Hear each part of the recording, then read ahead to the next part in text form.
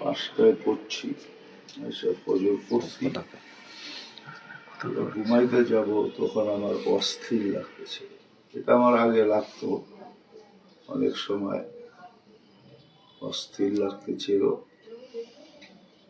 অস্থির লাগার থেকে আমি মনে করলাম যে সারা রাত্র আমি ভাত খাই নাই, খাইছি এও সাথে ছিল, পরোটা মরোটা খাইছি।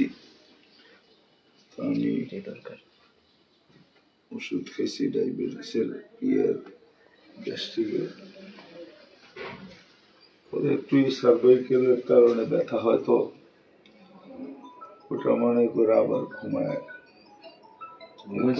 সাড়ে 1টার সময় ঘুমাইছি, পরশুদিনের আগের দিন সকালে ঘুমাইতে ঘুমাইতে আমি পরে 3টার সময় উঠছি।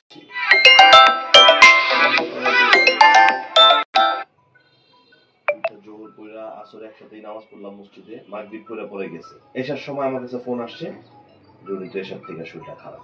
আমি সাথে সাথে গাড়ি না টান দিয়েছে, এর মধ্যে ওনারা এমপ্রেসিডেন্ট ঢুকে গেছে। এমপ্রেসিডেন্ট থেকে হার্টের ডাক্তার দেখে বলতেছে যে ভালো রিপোর্ট না, ইসিজিও ভালো রিপোর্ট না, আপনার অ্যাডমিশন।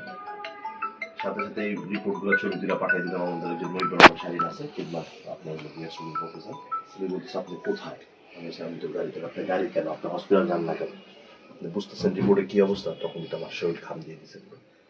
তাৎক্ষণিক মনে পড়লো সোহেল মাহমুদ সাহেবের কথা।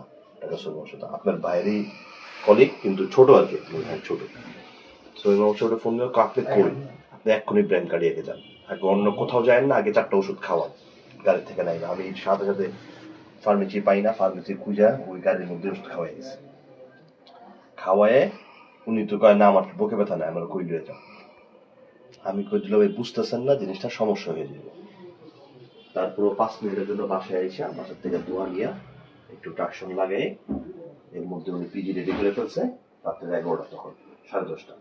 পিজি রেডি করে ফেলছে, ওটি খুলে সমস্ত কিছু কমপ্লিট। আপনি যদি রেডি থাকেন, আপনার যদি প্রস্তুত থাকে, তাহলে আমরা একটা নিয়ে এসে আমরা কোর্স কমপ্লিট করবো। এখন ভিডিও সব বন্ধ, ইব্রাহিম কার্ডে বন্ধ, পিজি বন্ধ হয়ে গেছে। আমার যেটা বলতেছে হচ্ছে আপনারা এবার কি আর অথরাইজ করেন।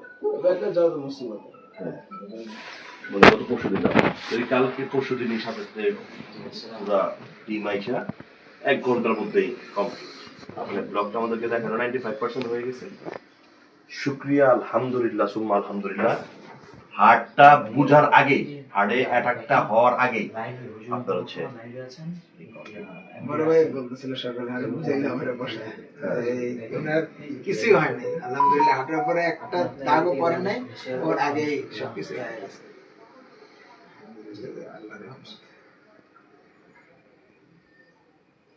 এত মানুষের দোয়ার, এত মানুষের মহব্বতের কারণে আল্লাহ তাআলা খুব দেখায় বাস ঘুরে নিয়ে এসে বসছে। একটু আরাম করুক। হ্যাঁ, করে না আরাম করেন, মাত্র উঠছি আমি। তো